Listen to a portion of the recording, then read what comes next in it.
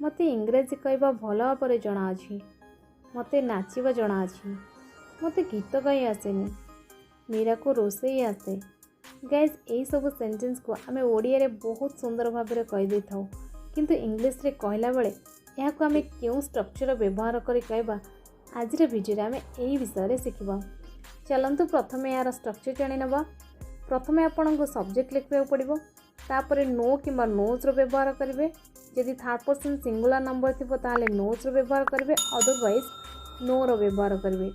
तापरे how to लिखिवे, तापरे verb row first form, तापरे ऑब्जेक्ट। यदि आपण नेगेटिव सेंटेंस करूचंती ताहाले आपण प्रथमे सब्जेक्ट लिखिवे, तापरे डज किंबा डोंट रो व्यवहार करिवे। यदि थर्ड पर्सन सिंगुलर नंबर थिबो ताहाले डज रो व्यवहार करिवे, नहले आपण डोंट रो व्यवहार करिवे। तापरे नो हाउ टू लिखिवे, तापरे वर्ब रो फर्स्ट फॉर्म, तापरे ऑब्जेक्ट। चलंतु किसी एग्जांपल संगरे याकू भल भाबरे बुझि नेबा।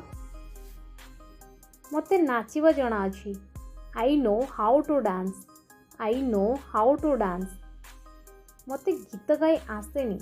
आई don't know how to sing a song. I don't know how to sing a song. मते इंग्रजी कहबा भल भाबरे जणा अछि। I know very well how to speak English. I know very well how to speak English. मते इंग्रजी कहबा जणा नाही। I don't know how to speak English. I don't know how to speak English. Meera को रोषेई आसे। Meera knows how to cook.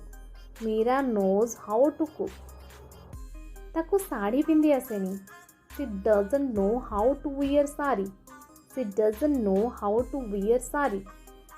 से mobile चलाइबा भल भाबरे जानिछि। He knows very well how to use a mobile. He knows very well how to use a mobile. Use जगह आपण ऑपरेट मध्य व्यवहार कर परिबे। आज आपण प्रश्न रही मते हिंदी कहवा भल भाव जना अछि। यार उत्तर कण हम मते कमेंट रे जणांतु।